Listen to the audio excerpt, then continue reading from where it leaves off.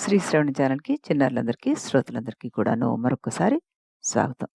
ఈరోజు మనం 37వ శ్లోకం సౌందర్యలహరిలో చెప్పుకోబోతున్నాం. ఇది విశుద్ధి చక్రానికి సంబంధించిన శ్లోకం అన్నమాట. నిన్న ఆజ్ఞా చక్రాన్ని గురించి చెప్పుకున్నాం. ఈరోజు విశుద్ధి చక్రం గురించి మనం చెప్పుకోబోతున్నాం. ముందుగా ఎప్పుడు చెప్పుకున్నట్టుగానే సంస్కృత శ్లోకం, ఆ తర్వాత ప్రతిపదార్థ తాత్పర్యాలు, ఆ తర్వాత తెలుగు పద్యం విని విశ్లేషణలోకి వెళ్ళిపోదాం. ముందుగా సంస్కృత శ్లోకం.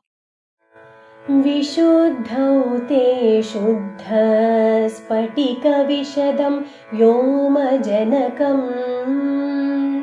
శివం సేవే దేవీమపి శివసమానం వ్యవసితా యయోః కాంత్యా యాంత్య శశికిరణసారూప్య సరణే విధూతాంతర్త్వాంతా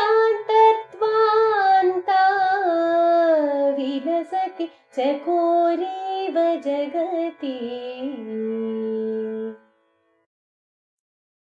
చాలా చక్కగా పాడి వినిపించింది మనకి హరిచందన. ఇప్పుడు మనం ఒక్కొక్క దాని అర్థం తెలుసుకుందాం.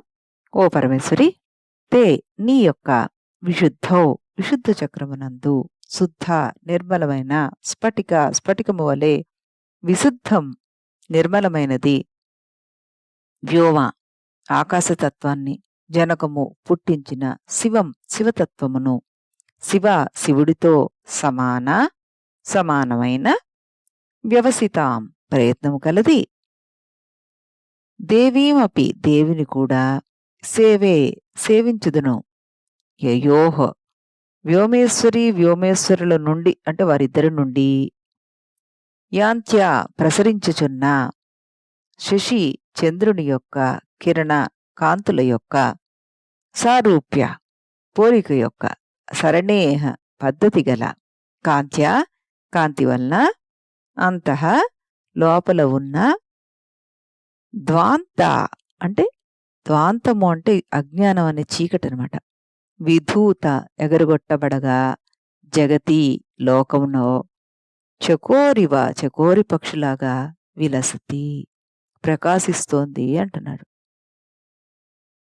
ఆ లోకం చకోర పక్షిలాగా ప్రకాశిస్తోందిట.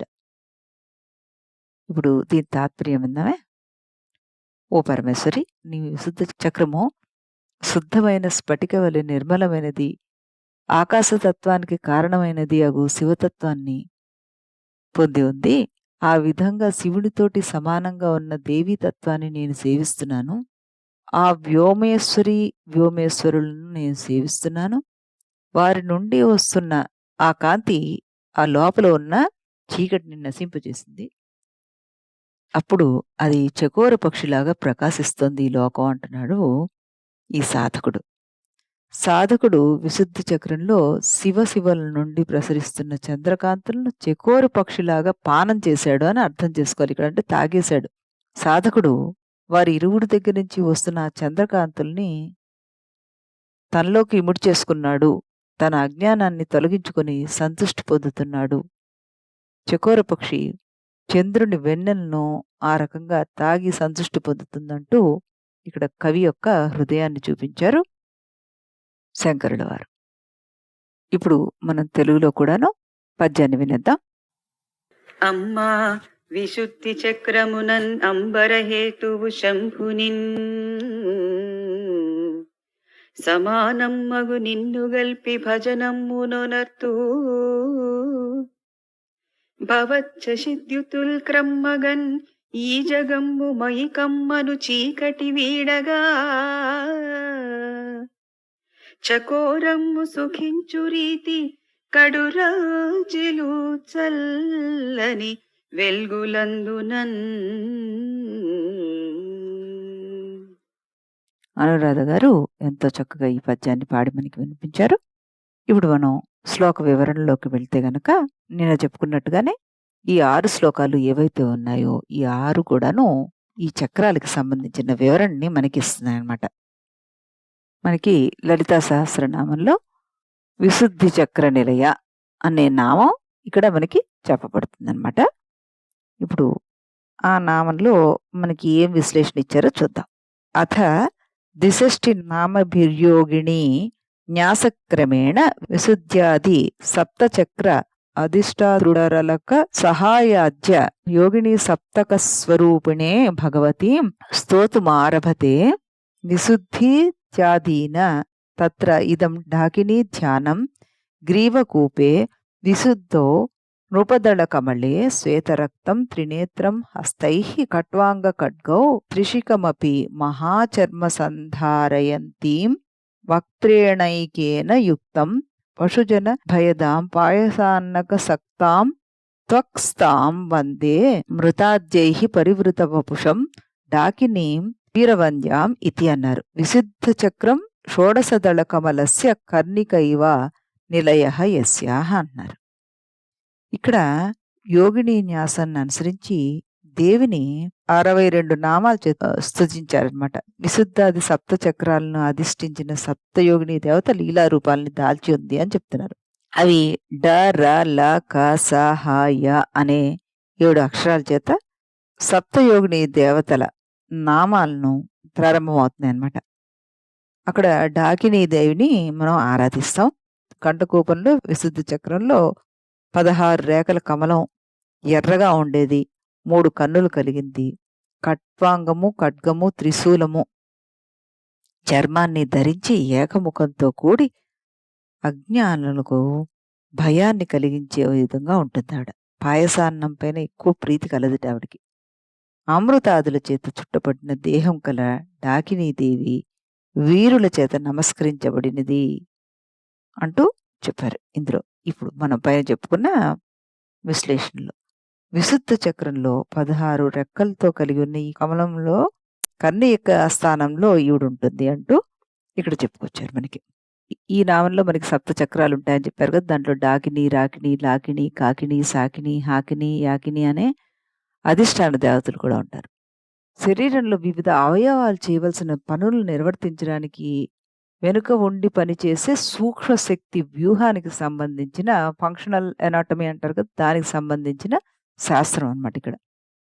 ఆధునిక వైద్య శాస్త్రం ఎక్కువగా శరీరంలో స్థూల అవయవాల నిర్మాణం గురించి, దాని అమరిక గురించి చెప్తుంటుంది. ఈ చక్రాలు ఇవన్నీ ఫిజికల్ ఎనాటమీకి సంబంధించింది కాకుండా ఇవి అంతర్గతంగా ఉన్న శక్తి గురించి చెప్తున్నాయి అన్నమాట. విశుద్ధ చక్రం ఆకాశతత్వంతో సంబంధించిందని ఇందులో చెప్పబడింది కదా. పంచభూతాల్లో సూక్ష్మాతి సూక్ష్మమైనది, దానిలోంచి మిగిలిన 4 భూతాలు వస్తాయన్నది విశుద్ధ చక్ర వివరణలో చెప్తుంటారు. విశుద్ధ చక్రం కంఠానికి కొంచెం కిందగా ఉంటుంది. ఈ విశుద్ధ చక్రానికి సంబంధించిన పద్మం శ్వేతవర్ణంలో ఉంటుంది. 16 దళాలు కలిగి ఉంటుందని చెప్పుకున్నాం కదా మనం. మనకి ఈ 16 దళాలు కూడాను మన అచ్చులు ఏవైతే చెప్పుకుంటామో ఆ క్రమంలోనే ఉంటాయి అన్నమాట, వరుస క్రమంలో. సంస్కృతంలో 50 అక్షరాలు మొదట్లో ఉండే 6 అచ్చు అక్షరాలు మూల బీజాలు అనమాట. ఈ 16 దళాల్లో వరుసగా అదే క్రమంలో ఉంటాయి. ఈ విశుద్ధి వాక్కుకు సంబంధించిన చక్రం. మనలో శుద్ధి ఉంటే దేనిలో అయినా సిద్ధి చేకూరుతుంది అంటుంటారు. శుద్ధి అంటే కేవలం దేహపరంగా కాదు, శరీరంతో చేసే పనుల్లోనూ, వాక్కుతోనూ, చెప్పే విషయాల్లోనూ, మనస్సులోనూ, భావాల్లోనూ కూడాను శుద్ధి ఉండాలి. అంటే ఇదే ఈ విశుద్ధి చక్రంలో మనకి చెప్పబడి ఉంటుంది అనమాట. విశుద్ధి చక్రం దగ్గర ఉండే అమ్మవారు అంశదేవత, డాకిని ఆవిడనమాట. ఆవిడ ఎర్రటి దేహం కలిగి ఉంటుంది. వాక్కు బయటికి రావడం ఒక రకమైన ఘర్షణ వస్తుంది ఓకల్ కార్డ్స్లో. అదే మంత్రశాస్త్రంలో రేఫం అంటారు. ఈ ఘర్షణ వల్ల అగ్ని పుడుతుంది. కాబట్టి ఆ రేఫాన్ని అగ్ని బీజం అన్నారు. అగ్ని రంగు ఎర్రగా ఉంటుంది కాబట్టి దాంతో సమన్వయపరుస్తారనమాట. కాస్త శ్వేతము రక్తము కలిసిన సమిశ్రమైనట్టు వర్ణం అన్నమాట ఇది. పాటల వర్ణం అంటూ మనం చెప్పుకోవచ్చు దీనికి. అందుకే ఆవిడ్ని రక్తవర్ణ అంటారు. ఈవిడికి 3 కళ్ళు, త్రిలోచన అని చెప్పుకున్నాం కదా. లోచనము అంటే లోచ్ అనే ధాతువు నుంచి మనకు వచ్చిందనమాట. లోచ్ అంటే దర్శించడము, ఆలోచించడము, పరిశీలించడం, అవగాహన చేసుకోవడం, ఈ అర్థాల్లో మనం తీసుకోవాలి. లోచనము అంటే డీప్గా పరిశీలించడం అని అర్థం అనమాట. దాన్ని చూడడానికి మనకి కన్ను ఉపకరించే సాధనం అని ఇక్కడ అలా రకంగా అర్థం తీసుకోవాలి మనం. అమ్మవారికి ఉన్న 3 కళ్ళు అంటే లోతుగా పరిశీలించగలిగేది, త్రికాలాలలోకి వెళ్ళగలిగేది, విషయం తాలూకు పూర్తి అవగాహన తెలుసుకునేటటువంటిది. భూత, వర్తమాన, భవిష్యత్తు స్థితుల గురించి దర్శించగలిగేది అనే భావం ఇక్కడ మనం తీసుకోవాలి. అమ్మవారికి వామ, దక్షిణ పాలనేత్రాలు 3 వరుసగా సోమ, సూర్య, అగ్నులతోటి సంబంధించినవి. రాత్రి, పగలు, సంధ్యాకాలాలని కూడాను ఇవి సూచిస్తాయంటూ ఋగ్వేద, యజుర్వేద, సామవేదాలు కూడా మనకు చెప్తున్నాయన్నమాట. అయితే ఇక్కడ మనం చెప్పుకోవాల్సిందంటే ఖట్వాంగము అంటే ఒక మంచం కింద చెప్తుంటారు మనకి మామూలుగా. కానీ ఇక్కడ మనం ఇది విశుద్ధి, ఇక్కడ వాక్కుకు సంబంధించింది చెప్పుకుంటున్నాం కాబట్టి ఇక్కడ మనం ఏం చెప్పుకోవాలంటే ఖ, ఖ, ఛ, ఠ, ధ, ఫ. ఖతో ప్రారంభమైన ఈ అక్షరాలు ఖట్వాంగాదులు అని. ఘ, జ, ఢ, ధ, ఫ. గాతో ప్రారంభమైన వర్గాలు పరిఘాంతాలు అంటుంటారు. వీటికి పరిశుద్ధమైన వర్ణక్రమం ఉంటుంది. ఇవి ఉచ్చరిస్తుంటే విశుద్ధి చక్రం శుద్ధి అవుతుంది అంటూ మనకి చెప్పుకోవచ్చు అనమాట. ఈ రకంగా ఈ నామాన్ని ఇక్కడ మనం అన్వయించుకోవచ్చు. దీనికి ఖట్వాంగాది అన్న దాంట్లో ఖడ్గము, త్రిశూలము, చర్మము, వీటికి అమ్మవారికి ఈ ఖట్వాంగము అంటే మంచాన్ని కూడాను ఒక ఆయుధంగా చెప్పడం అన్నది కూడాను ఒక రకమైన శ్రీ విద్యలో భాగం అన్నమాట. ఈ రకంగా కూడాను మనం చెప్పుకోవచ్చు. ఈవిడ పాయసాన్న ప్రియ అన్నారు. ఆవిడకి పాయసం అందు ప్రీతి కలిగి ఉంటుందన్నమాట. త్వక్స్థా అన్నారు. త్వక్ అంటే చర్మం, స్థా అంటే ఆశ్రయించండేది. ఈవిడ భౌతిక శరీరంలో చర్మము, రక్తము, మాంసము, మేధస్సు, అస్థి, మజ్జ, శుక్రము ఇలా 7 ధాతువులతోటి మనకు ఉంది కదా. ఈ సప్త ధాతుల్లో ఒకటి ఒక్కొక్క చక్రం యొక్క నియంత్రణలో మనకు కనబడుతుంటుంది. విశుద్ధి చక్రాధిష్టాన దేవత చర్మాన్ని ఆశ్రయించి ఉంటుంది. త్వక్ అంటే చర్మం అన్నమాట. త్వక్స్థ అంటే చర్మమును అధిష్ఠించి ఉన్నది ఆవిడ అని. ఈవిడ పశులోక భయంకరి. ఇక్కడ మనిషిలో నాభికి దిగువ లోకాన్ని పాతాళ లోకాన్ని, నాభికి కంఠానికి మధ్య ఉన్న లోకాన్ని మత్స్యలోకాన్ని, కంఠానికి పైన ఉన్న లోకాన్ని దేవలోకం అని అంటారని చెప్పుకున్నాం కదా మనం. మనలోని పశు ప్రవృత్తి లక్షణాలను సూచించే మహిషాసుర, నరకాసుర, బండాసురుల లాంటి వాళ్ళకి పాతాళ లోకమే పశులోకం. వారికి భయాన్ని కలిగించేది ఈ అమ్మవారు. అంటే పశు లక్షణానికి విరుగుడు అమ్మవారు. అమృతాది మహాశక్తి సంవృత డాకినీశ్వరి అంటాం ఈవిడ్ని. మొదట్లో చెప్పుకున్నట్టుగానే ఈవిడికి 16 మంది మహాశక్తుల చేత పరివేష్టించబడి ఉంటుంది ఈవిడ అని చెప్పుకున్నాం కదా. ఈవిడే డాకిని అన్నమాట. దీనికి ఒకే ఒక శ్లోకం మనం హాయిగా చెప్పేసుకోవచ్చు. ఏమిటంటే గ్రీవా కూపే విశుద్ధో నృపదళ కమళే శ్వేతరక్తాం త్రినేత్రాం హస్తై ఖట్వాంగ ఖడ్గో త్రిశిఖమపి మహాచర్మ సంధారయంతీం వక్త్రేణికేన యుక్తం పశుజన భయదాం వాయసాన్నైక సక్తాం త్వక్స్థా వందే అమృతాద్యే పరివృత వపుషాం డాకినీం వీరవంద్యాం అంటూ చక్కటి శ్లోకంతో ఈ చక్రానికి సంబంధించిన అన్ని డీటెయిల్స్ని మనం అన్వయపరచుకోగలిగాము. శ్లోకం వివరంలోకి వెళ్తే ఈ సాధకుడు ధ్యానంలో విశుద్ధి చక్రానికి శివాశివుల నుండి వచ్చే చంద్రకిరణాలని చకోర పక్షిలాగా ఆస్వాదించి తనలోని అజ్ఞానం అనే చీకటిని పోగొట్టుకుని సంతృప్తి పొందుతాడు అంటూ ఈ ఈ విశుద్ధి చక్రం మనకి వాక్కును ప్రసాదించడమే కాకుండా ఇక్కడ మనకి ఈ విశుద్ధి చక్రంలో శుద్ధతత్వాన్ని తెలపడం జరిగింది కదా మనకి. దీని దగ్గర ఏ మాత్రము మలినములో ఇతర దోషాలు లేని ఆ శుద్ధ స్ఫటిక వంటి స్వచ్ఛమైన శివుణ్ణి అన్ని విధాలుగా సాటిగా నిలిచే దేవిని కలిపి ధ్యానించవలసి ఉంటుందన్నమాట. శివాశివుల్ని ఇక్కడ ధ్యానం చేసిన సాధకులకి చక్కటి ఫలం జ్ఞానకాంతి మనకి లభిస్తుంది. దానికోసం ఈ సాధకుడు చకోర పక్షిలాగా ఎదురు చూస్తూ ఉంటాడు. శివశివుల నుండి వచ్చే ఆ వెన్నెల వెలుగు ప్రసార ప్రభావాలు హృదయాంతర్గత అజ్ఞాన తిమిరాన్ని పటాపంచలు చేస్తుంది. వీటిద్దరికి ఇక్కడ నామం మనకి ఈ విశుద్ధి చక్రం దగ్గర మనకి నామం వ్యోమేశ్వరి, వ్యోమేశ్వర అంటూ ఆరాధిస్తారంటూ చెప్పడం జరిగింది. ఈ రకంగా మనం దీనికి చక్కటి అన్వయాన్ని తెలుసుకున్నాం.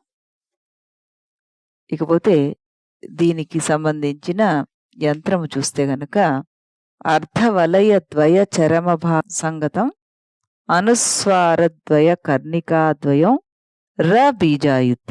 ఇప్పుడు చెప్పినట్టుగానే ఈ యంత్రాన్ని గాని మంత్రాన్ని గాని మనంతట మనం ప్రాక్టీస్ చేయకూడదు. ఈ వివరణలు కొంచెం మనం ఎక్కువగా చెప్పుకుంటున్నా కూడాను దీనికి మనకి లలితా సహస్రనామాన్ని చదువుకున్నప్పుడు చక్కగా ఈ అర్థాలు గుర్తుకొచ్చి ఈ శ్లోకాన్ని కూడాను పఠించడం జరుగుతూ ఉంటుంది. కాబట్టి కొంచెం వివరంగా చెప్పడం జరుగుతోంది. మళ్ళీ రేపు మనం ఇదే సమయానికి ఇదే ఛానల్‌లో కలుద్దాం. అంతవరకు సెలవు.